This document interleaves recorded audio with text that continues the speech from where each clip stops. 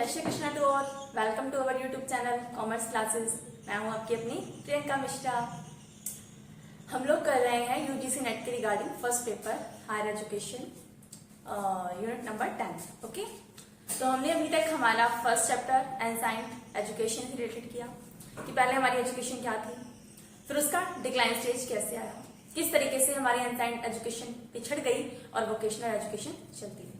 ठीक है, और उसके बाद हमने हमारा नेक्स्ट चैप्टर किया था जो हायर एजुकेशन है, उसका प्री इंडिपेंडेंस में क्या रोल रहा और पोस्ट इंडिपेंडेंस में क्या रोल रहा। आफ्टर दैट आज हम क्या करने वाले हैं, मैंने आपको लास्ट लेक्चर में ही बता दिया था कि न्यू एजुकेशन पॉलिसी के बारे में हम पढ़ेंगे।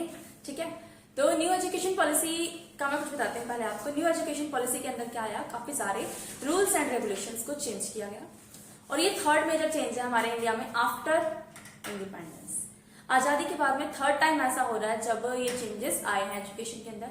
सबसे पहले 1968 में आया, फिर 1986 में आया, देन अब 2020 में आया है।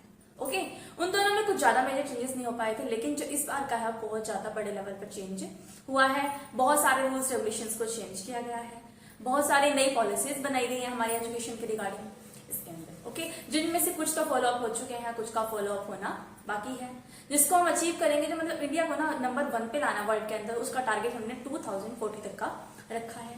कुछ टारगेट हमने हमारे स्कूल एजुकेशन के लिए रखे हैं जो कि 2030 तक के लिए रखे हैं, कुछ हायर एजुकेशन के लिए रखे हैं जो 2035 तक के लिए रखे हैं। और इंडिया को हमने विश्व गुरु बनाने का संकल्प लिया है कि जैसे हम पहले सभी को मतलब जितनी भी कंट्रीज हैं उन सभी ने कुछ ना कुछ हमसे सीखा ही है। हमारी संस्कृत लैंग्वेज को नंबर 1 पर माना गया था। वेद पुराण वगैरह हमारे यहाँ अधिकतर है ना, तो शिक्षा के शास्त्र भी हमारे यहाँ बहुत ज्यादा है। लेकिन कुछ कारण ऐसे हुए थे जिसकी वजह से हमारा इंडिया जो है वो पिछड़ गया था और अब दोबारा से हमने यही संकल्प लिया है कि हमें इंडिया को विश्व गुरु बनाना है ना, नंबर 1 पर लाना है। एजुकेशन हमें बहुत अच्छी मिल रही है, बट एजुकेशन ऐसे मिल रही है जिससे कि हमें जॉब वगैरह नहीं मिल पाती। तो अब हमें ना वोकेशनल एजुकेशन दी जा रही है ताकि हम स्किल्स को सीख करके खुद जॉब ले सकें, या फिर अगर बिजनेस का स्टार्टअप करते हैं तो लोगों को जॉब दे सकें।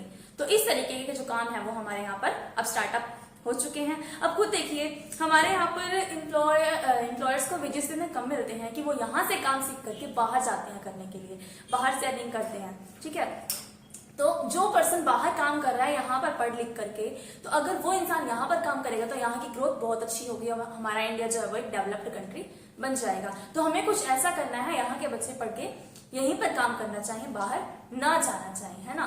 इंडिया एक विश्व गुरु के रूप में सामने आए। तो आज का लेक्चर हम स्टार्ट करते हैं हमारी न्यू एजुकेशन पॉलिसी 2020 का। फर्स्टली हमें ये देखना है न्यू एजुकेशन पॉलिसी कब रिलीज हुई थी।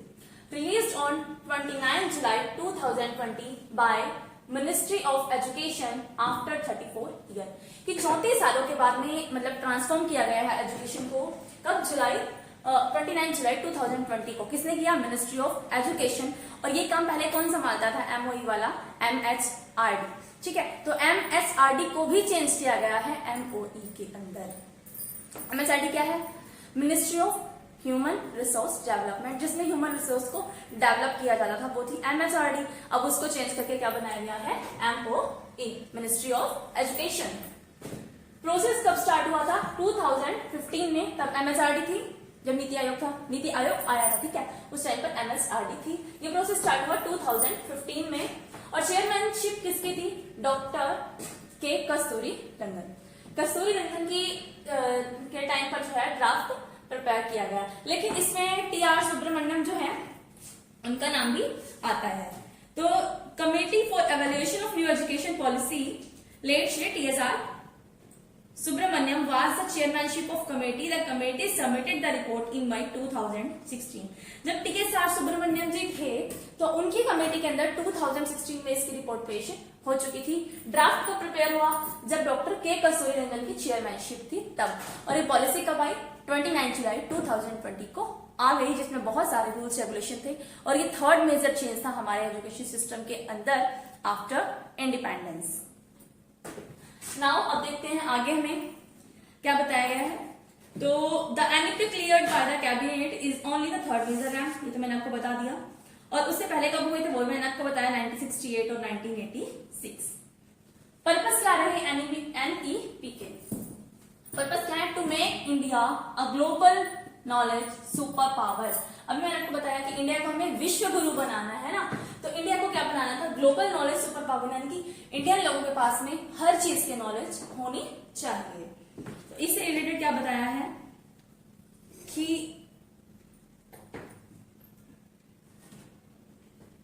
इसके अंदर प्रीवियस पॉलिसी जो थी ना हमारी, उसने सिर्फ असेस, जैसे focus on assess equity, equality, affordability and accountability, ये करंट सिनेरियो में है कि इन चीजों पर फोकस किया गया है। कौन सी 5 चीजें हैं? जो असेस, इक्विटी, ए क्यू, या यूं बोल सकते हैं ट्रिपल ए ई क्यू।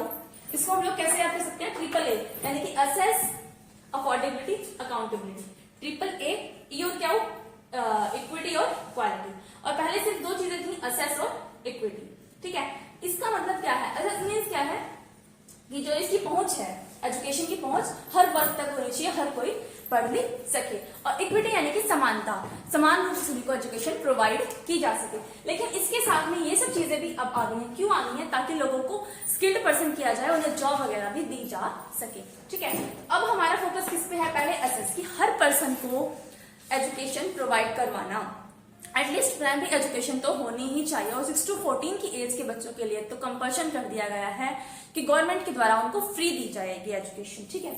उसके बाद इक्विटी यानी कि समानता, पढ़ाई के टाइम पर किसी के बीच में किसी भी टाइप से भेदभाव न किया जाए, ना तो लिंग के ऊपर, ना धर्म के ऊपर, ना जाति के ऊपर, ना पैसे के रिगार्डिंग। तो यानी कि इक्विटी होनी चाहिए, ना ही किसी की डिसेबिलिटी के बेस पर।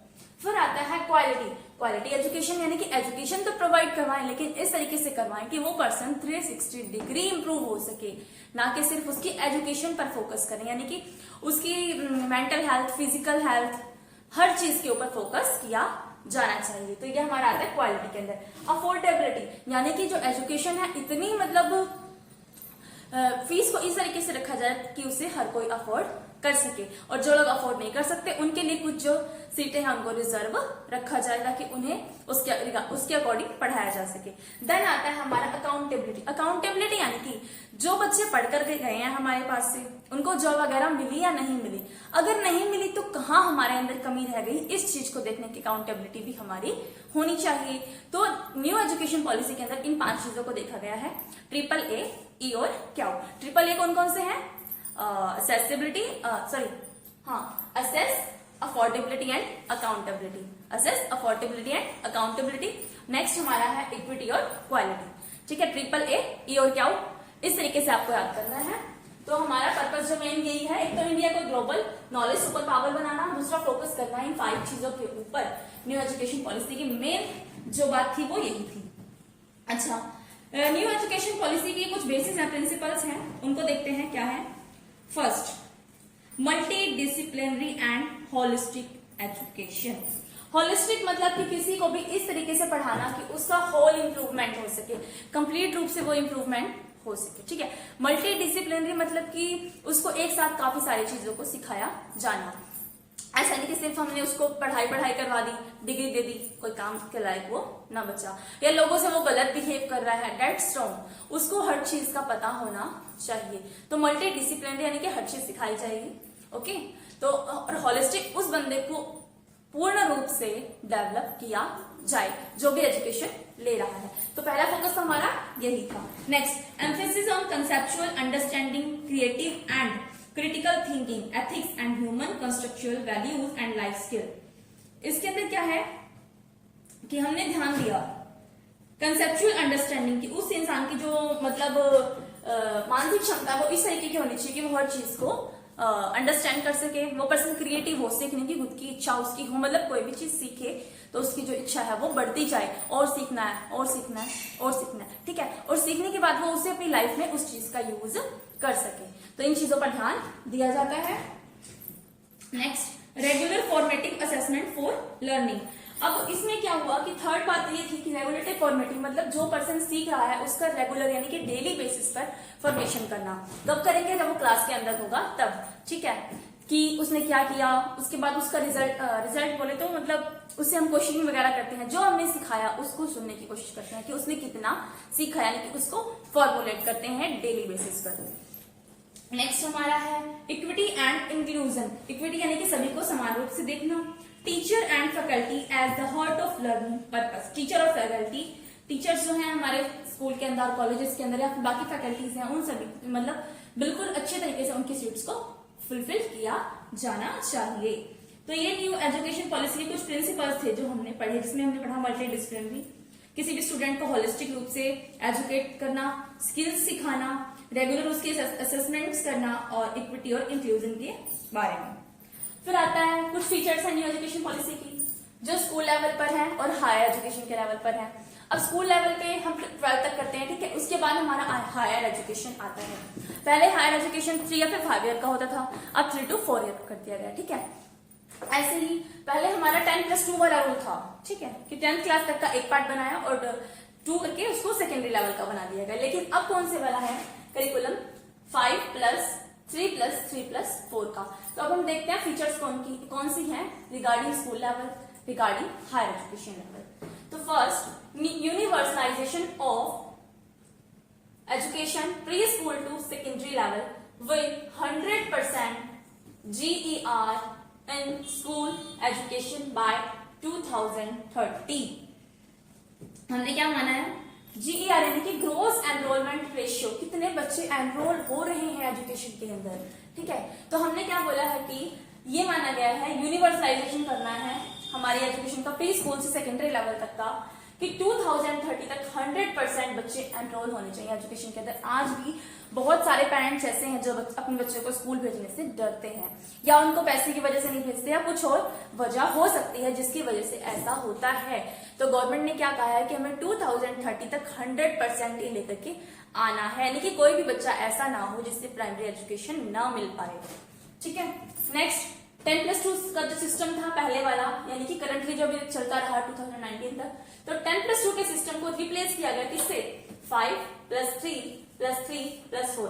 5 किसके लिए, 3 to 8, यानी कि जो 3 साल से लेकर के 8 साल तक के बच्चे होते हैं उनके लिए 5, यानी कि प्राइमरी एजुकेशन। 3 ईयर का बच्चा प्ले स्कूल में जाएगा, तो 3, 4, 5 यानी कि 3 ईयर, यानी कि नर्सरी, LKG और UKG। अच्छा, नेक्स्ट फर्स्ट एंड सेकेंड ये प्राइमरी के अंदर आते हैं। तो फर्स्ट 5 ईयर 3 to 8 ईयर के बच्चों के लिए है। नेक्स्ट प्लस का 3 बोले तो थर्ड, फोर्थ, फिफ्थ, ये 8 to 11, यानी कि जब बच्चा 8 साल का हो तो वो 3rd क्लास में जाए। 8 to 11 के लिए हमने नेक्स्ट नहीं रखा। देन 11 to 14, 8, 9, 10, यानी कि नेक्स्ट 3 ईयर का हो तो 11 to 14, sorry 3 to 8, first, second, third, fourth, fifth, 6, 7, 8 तक, 11 to 14 यानी कि 8th क्लास कर चुका हो। Then 14 to 18, 9, 10th, 11th and 12th। जब वो 18 का हो तो उसकी 12th जो है पूरी क्लियर हो जानी चाहिए। तो 10+2 को के सिस्टम को रिप्लेस किया गया है 5+3+3+4 के साथ में, इसमें स्कूल लेवल एजुकेशन के अंदर। ओके, मल्टी लिंग्विज्म, इसका मतलब क्या है, मल्टी मतलब पहले वाले जो हमारे पॉलिसीज बनाई गई थी उसमें क्या कहा गया था कि हम उन्हें इंग्लिश में पढ़ाएंगे, बट अब इसमें ये बोला गया है हम उन्हें मल्टी लैंग्वेज एजुकेशन प्रोवाइड करेंगे। लाइक इंग्लिश तो पढ़ानी है, बट साथ में हमारी जो नेशनल लैंग्वेज है वो पढ़ाएंगे। उसके अलावा उस स्टेट की जो लैंग्वेज है, अगर मतलब वहां के अकॉर्डिंग सिलेबस प्रोवाइड किया जा सकता है। लाइक साउथ एरियाज में तमिल लैंग्वेज है, उड़िया लैंग्वेज है या संस्कृत लैंग्वेज है, यानी कि जो भी हमारी नेटिव लैंग्वेज है उसके अंदर भी उनको पढ़ाया जाना चाहिए। जो बच्चा छोटा है 5th क्लास तक का है तो उनको नेटिव लैंग्वेज पढ़ाई जानी कंपल्शन है इसके अंदर, ठीक है। तो ये बताया है मल्टी लैंग्वेज को कंपल्शन किया गया है। National text book with local content, जब 5th क्लास तक की बात की गई है हमने, मतलब प्राइमरी क्लास के अंदर, यानी कि 8 to 11 तक के जब बच्चे होते हैं ना, तो उनके लिए ये सिस्टम रखा गया है कि नेशनल टेक्स्ट बुक जो हमारी NCERT लॉन्च करती है उनके साथ साथ क्या हुआ, उसमें लोकल कंटेंट यानी कि अपने एरिया के रिगार्डिंग डाला जाना चाहिए उन बुक्स के अंदर, ताकि उन लोगों को वहां की जनरल नॉलेज हो सके, वहां के बारे में वो जान सके, ठीक है। तो ये चीज भी एक नया फीचर आया है। Next, transform assessment for student development, जो स्टूडेंट्स की डेवलपमेंट है उसका असेसमेंट किस तरीके से करना ओवरऑल 360 डिग्री के बेस पर, यानी कि उसको असेस सिर्फ उसकी पढ़ाई को देखकर या उसकी मतलब क्लास में नंबर 1 पर देख करके ऐसा नहीं हो सकता। हम उसको 360 डिग्री देखेंगे, यानी कि उसके गेम्स के अंदर, उसकी अदर पर्सन से बोलने मतलब बातचीत करने का तरीका या रिस्पेक्टेबल नेचर, तो इन चीजों को देखते हुए ओवरऑल असेसमेंट करेंगे किसी भी स्टूडेंट कि ये हमारा है स्कूल लेवल के ऊपर। और ईयर्स के अंदर हमने 5+3+3+4 को डिवाइड किया, तो 5 तक जो है वो फाउंडेशन एज के लिए है, 3 जो है प्रिपरेटरी एज के लिए है, नेक्स्ट 3 मिडिल एज के लिए और लास्ट हाई स्कूल एज के लिए है। ओके, तो यही बताया गया। It will also have 12 year of schooling with 3 year of anganwadi and pre school, कि हमने 12 ईयर्स देखे हैं जिनमें से 3 साल जो है आंगनबाड़ी और प्री स्कूल को हमें देने पड़ेंगे। उसके बाद आएगा क्लास 10th एंड 12th के बोर्ड एग्जाम होने चाहिए, but not too much strictly, मतलब इतना ज्यादा स्ट्रिक्ट सिलेबस नहीं होना चाहिए। 10th और 12th के बोर्ड एग्जाम तो होने ही चाहिए, और कब होने चाहिए? साल में 2 बार, मतलब सेमेस्टर वाइज।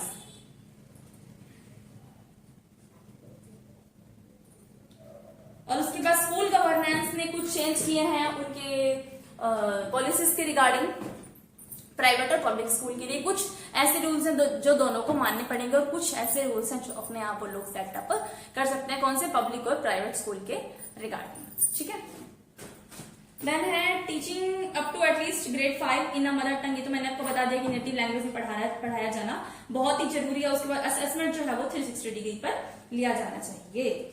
उसके बाद एक टीचर्स के लिए क्या सेटअप किया गया है? NCFTE। NCFTE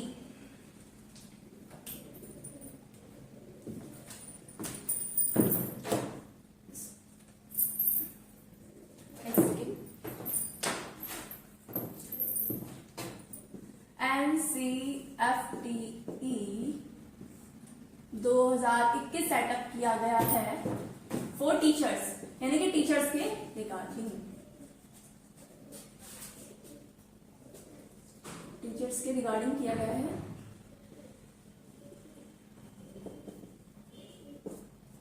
NCFT national curriculum framework for teacher. ठीक है, national curriculum framework for teacher education, कि टीचर्स को मतलब पूरे साल में 50 आवर्स ऐसे होंगे जिसमें टीचर्स की डेवलपमेंट के बारे में उनको सिखाया जाएगा, उनको ट्रेनिंग दी जाएगी। तो मतलब पूरे साल के अंदर एक बार 50 आवर्स के लिए टीचर्स को वहां पर जाना कंपलसरी होगा। तो इसके रिगार्डिंग NCFTE को बनाया गया है। इसकी फुल फॉर्म क्या है? National curriculum framework teachers education. ठीक है, और किसके साथ किया गया इसको? NCERT के साथ, national council for education research and training के साथ मिलकर के ऐसा किया गया है। उसके बाद में 2030 तक हमने किसी भी स्कूल में पढ़ाने के लिए मिनिमम डिग्री जो है ना वो बीएड की होनी जरूरी है। इसीलिए बीएड को 4 इयर्स का इंटीग्रेटेड कोर्स किया। आफ्टर +2 आप अगर बीएड करना चाहते हैं तो 12th और बीएड 4 ईयर के अंदर हो जाएगी। और 2030 तक minimum qualification regarding teacher B Ed होना बहुत ही जरूरी है। इस चीज को न्यू पॉलिसी के अंदर बताया गया है। ठीक है, फिर है हमारा अप्रोच क्या हुई टीचर एजुकेशन के रिगार्डिंग। बीएड वाले मैंने बता दिया है। Equitable and inclusive education, learning for all, मतलब कि हर किसी को लर्निंग सिखाई जानी चाहिए। ऐसा नहीं है कि कोई डिसेबल पर्सन है तो उसे नहीं पढ़ाया जाएगा, या फिर किसी के पास फीस वगैरह नहीं है तो नहीं पढ़ाया जाएगा, अगर कोई पिछड़ी जाति का है तो नहीं पढ़ाया जाएगा। तो कास्ट बेस पर कोई भी डिफरेंस नहीं किया जाएगा, सभी के लिए इक्वल एजुकेशन होनी चाहिए। देन हम आते हैं हमारे हायर एजुकेशन लेवल पर। Features for new education policy on higher education level. तो फर्स्टली हमें जीईआर के बारे में देखना है। ठीक है, तो जीईआर को यहाँ पे कितना रेस करेंगे? 2035 तक ऐसा जीईआर होना चाहिए कि 50% बच्चे जो है यहाँ पर एनरोल हो, किसमें? हायर एजुकेशन के अंडर। ठीक है, जैसे प्री स्कूल के लिए हमने सेटअप किया 2030 का, हमारा गोल जो है वो 100% तक का है। जो बच्चे 12th तक की एजुकेशन लेंगे उनमें से एटलीस्ट 50% ऐसे बच्चे होने ही चाहिए जो हमारी हायर एजुकेशन के अंडर आए। आज के टाइम में ऐसा नहीं हो पा रहा। क्यों नहीं हो पा रहा? क्योंकि हमारे पास कॉलेजेस बहुत ही कम है, इसीलिए न्यू यूनिवर्सिटीज और न्यू कॉलेजेस को खोलने का प्रावधान भी किया गया है न्यू एजुकेशन पॉलिसी के अंदर। उसके बाद holistic under graduate education with flexible curriculum. Holistic under graduation क्या है? आप किसी भी स्ट्रीम को चुन सकते हैं। लाइक अगर आप आर्ट्स में हैं और आप कोई कॉमर्स का सब्जेक्ट लेना चाहें तो वो आप ले सकते हैं। अगर आप कॉमर्स के स्टूडेंट हैं तो आप मेडिकल लेना चाहें वो आप ले सकते हैं, यानी कि आपको जिसमें इंटरेस्ट है आप वो सब्जेक्ट चूज कर सकते हैं, कोई भी इसमें मना नहीं होगी। हालांकि पहले ऐसा नहीं था, बट न्यू एजुकेशन पॉलिसी के अंदर ऐसा कहा गया है। उसके बाद 3 और 4 ईयर मल्टीपल एग्जिट ऑप्शन। इसमें क्या, जैसे हमारी ग्रेजुएशन जो है 3 या फिर 4 ईयर के अंदर होती है, तो इसमें क्या था, अगर आप पढ़ाई छोड़ना चाहते हैं या फिर कोई रीजन ऐसा होता है जिसकी वजह से पढ़ाई छोड़नी पड़ती है, जैसे 3 ईयर का प्रोग्राम है, आपने 1 ईयर किया, उसके बाद आपकी पढ़ाई छूट गई, तो आप वहां से वापस जा सकते हैं, यानी कि एंट्री और एग्जिट हो सकती है। आप वहां से जाएंगे तो आपको उसके रिगार्डिंग 1 ईयर की डिप्लोमा या डिग्री मिल जाएगी, यानी कि जितना टाइम भी आपने किया है उसका डिप्लोमा या डिग्री आपको मिलेगा और आप जब दोबारा शुरू करना चाहें तब कर सकते हैं। Next, HECI higher education commission बनाया गया, एक सिंगल अम्ब्रेला बॉडी है जिसके अंदर हर एजुकेशन से रिलेटेड प्रॉब्लम्स को सॉल्व किया जाएगा या फिर रूल्स एंड रेगुलेशन बनाए जाएंगे। वो कौन सी है? HECI higher education commission of India as single umbrella body. तो इसको सिंगल अम्ब्रेला बॉडी बनाया गया है। इसके रिगार्डिंग मैं आपको बता देती हूँ, इसके अंदर हायर एजुकेशन के अंदर excluding medical and legal education, इसके अंदर एक्सक्लूड किया गया मेडिकल और लीगल यानी कि जो प्रोफेशनल एजुकेशन है उनके अलावा बाकी के लिए क्या है, HECI को बनाया गया है। Public and private higher education institute, मतलब जो पब्लिक है या फिर प्राइवेट एजुकेशन सेंटर्स हैं, कोई भी लगा लो, या फिर डीम्ड यूनिवर्सिटी में, उनके सभी के लिए रूल्स एंड रेगुलेशंस जो है वो सेम बनाए जाएंगे और HECI के द्वारा ही बनाए जाएंगे। To restore India as a Vishwa Guru, उसके अलावा हमने ये देखा है कि हायर एजुकेशन में इस तरीके से पढ़ाया जाएगा ताकि वो इंडिया है ना, हमारा जो पुराना नाम था विश्व गुरु, इंडिया एक मतलब इंडिया नंबर 1 पर था एजुकेशन के अंदर भी, बाकी सभी काम में, तो दोबारा से हमें क्या बनाना है, इंडिया को विश्व गुरु ही बनाना है। कुछ फीचर्स जो प्राइमरी एजुकेशन के रिगार्डिंग थी, फिर हमने हायर एजुकेशन के रिगार्डिंग NEP की फीचर्स को पढ़ा। अब नेक्स्ट फीचर इसकी क्या रहेगी, मोटिवेटेड एनर्जाइड एंड कैपेबल फैकल्टीज, यानी कि जो स्कूल में हम लोग फैकल्टीज प्रोवाइड करा रहे हैं, जो टीचर्स की एंट्री हो रही है, तो वो क्या प्रॉपर एनर्जाइड पर्सन रहते हैं या फिर उनके वो मतलब मोटिवेटेड रहते हैं। कई बार क्या होता है कि हम स्कूल तो स्टार्ट कर देते हैं, टीचर्स भी आ जाते हैं, बट वो इतने आलसी होते हैं कि पूरा काम नहीं करवा पाते हैं, या फिर सिलेबस हमारा कंप्लीट नहीं हो पाता, या फिर जो मतलब हमारे बिहार झारखंड वगैरह के टीचर्स हैं वो क्या करते हैं, क्लास में बच्चों को काम दे करके सो जाते हैं क्योंकि उनके ऊपर स्ट्रेस बहुत ज्यादा होता है ना। तो इसीलिए हमें जब भी मतलब फैकल्टीज को हम लोग रिक्रूट कर रहे हैं तो हमें ये देखना चाहिए क्या वो मोटिवेटेड है, एनर्जाइड है और हमारी जो नॉर्म्स है उनको फुलफिल कर पाएंगे या नहीं। तो ठीक है, इसके रिगार्डिंग हम पढ़ते हैं क्या है, range of teacher student 1:10 to 1:20।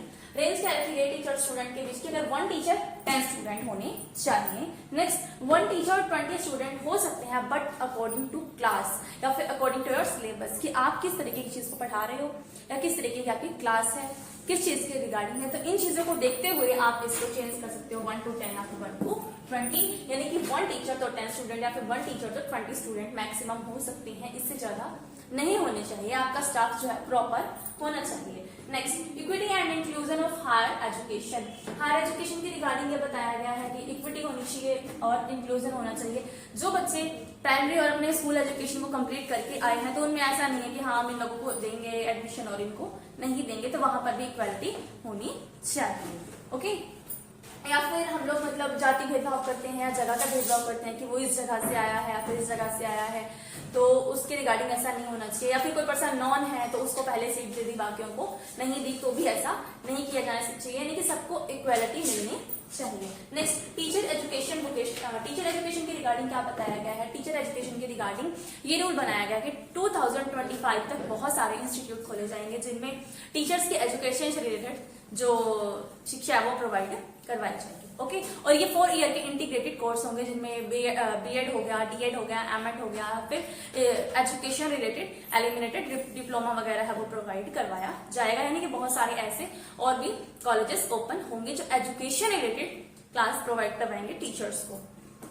Next है हमारा वोकेशनल एजुकेशन। इसको तो कंपल्सन कर दिया गया है कि जो बच्चा अगर अपनी नेटिव लैंग्वेज या फिर वोकेशनल एजुकेशन, इसके रिगार्डिंग ये है स्किल्ड एजुकेशन को प्रोवाइड करना बहुत ही जरूरी है, सिर्फ डिग्री देना ही जरूरी नहीं है।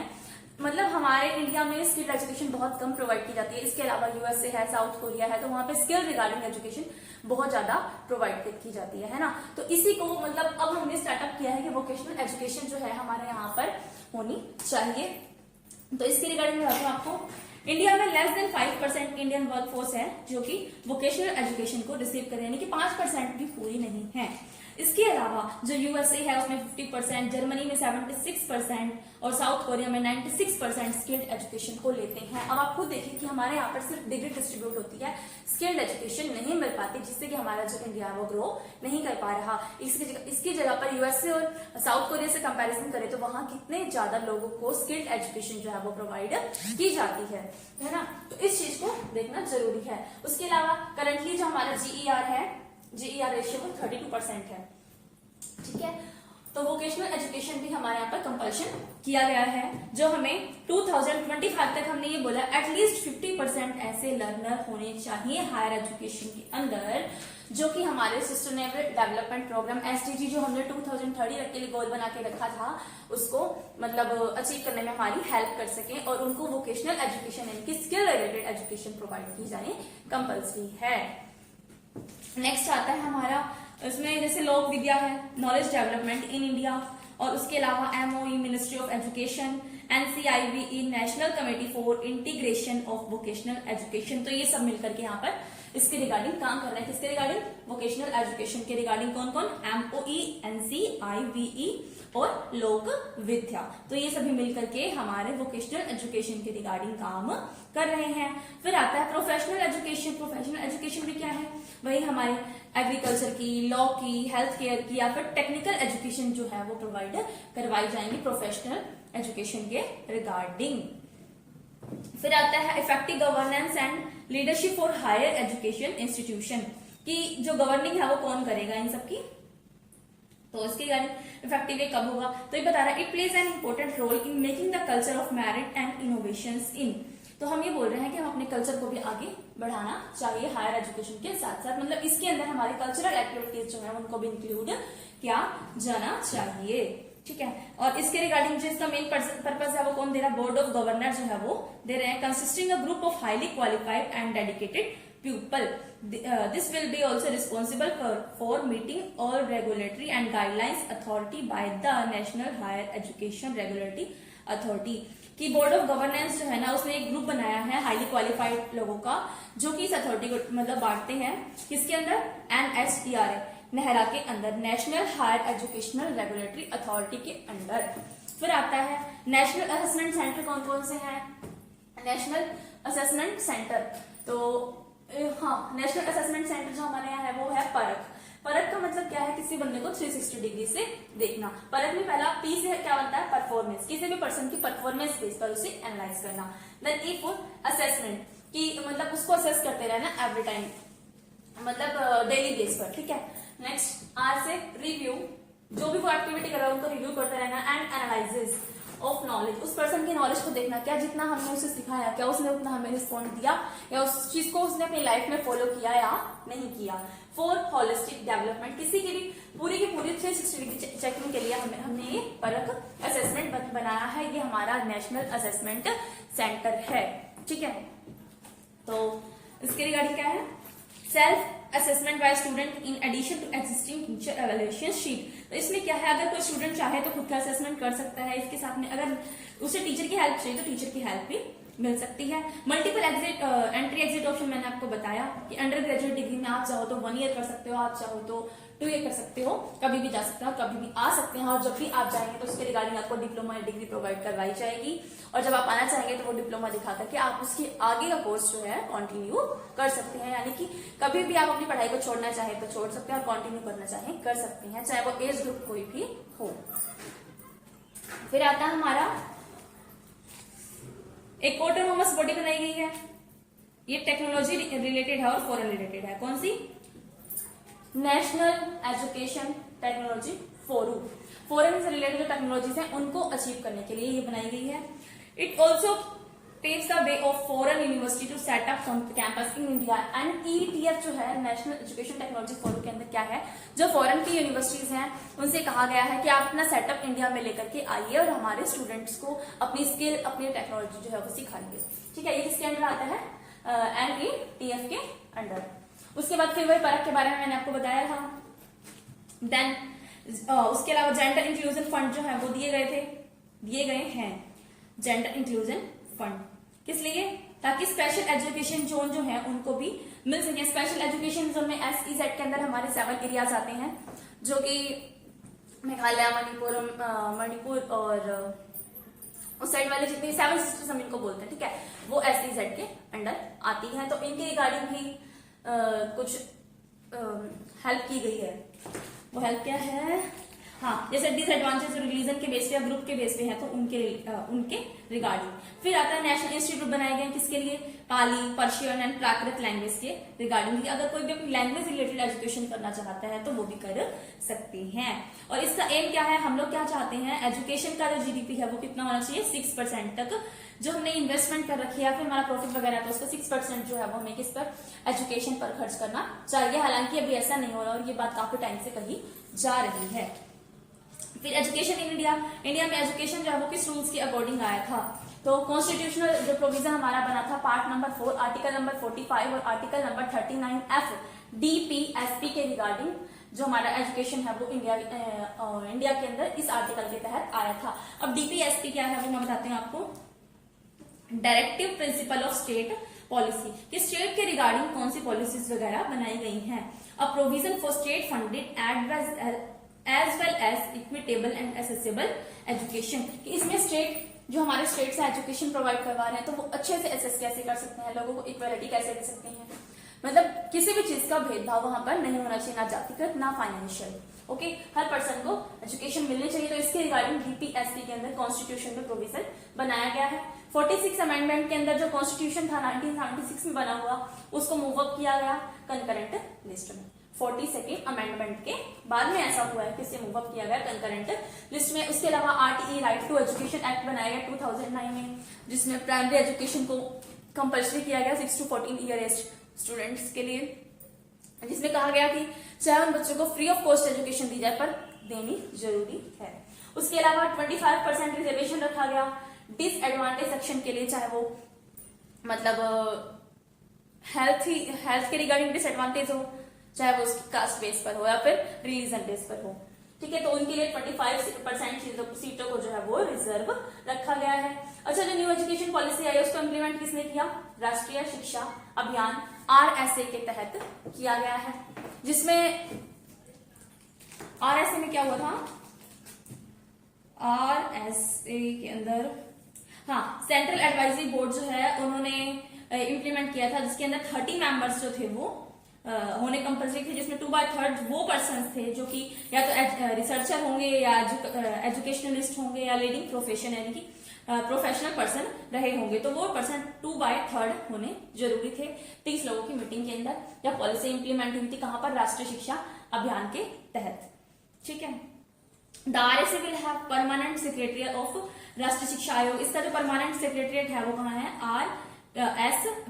PSRSA राष्ट्रीय शिक्षा आयोग के अंदर, जिसमें हेड किसने किया था, एग्जीक्यूटिव डायरेक्टर ने किया था। और एग्जीक्यूटिव डायरेक्टर जो 5 साल में एक बार अपॉइंट किया जाता है। उसके अलावा न्यू एजुकेशन पॉलिसी को सबसे पहले इंप्लीमेंट किया था, जो फर्स्ट स्टेट रहा है वो कौन था, हिमाचल प्रदेश, जिसने सबसे पहले न्यू एजुकेशन पॉलिसी को इंप्लीमेंट किया था और वहां पर एजुकेशन पॉलिसी इंप्लीमेंट हो चुकी है प्रॉपर वे में। आपको NEP के रिगार्डिंग हमारा लेक्चर कैसा लगा, उसके अलावा कोई भी सजेशन हो वो आप हमें कमेंट बॉक्स में बता सकते हैं, और कमेंट कर बताइए कि हमारा लेक्चर कैसा लगा। उसके अलावा like, share, subscribe our channel. Thank you.